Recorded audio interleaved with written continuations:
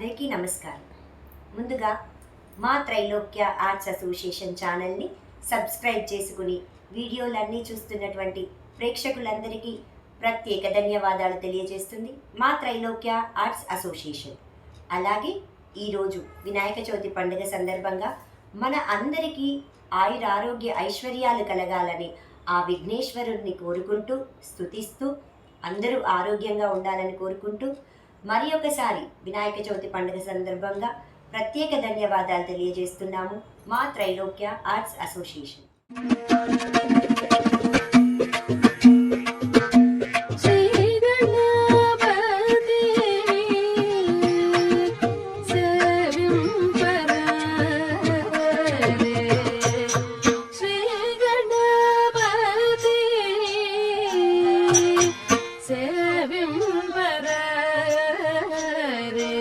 Thank you.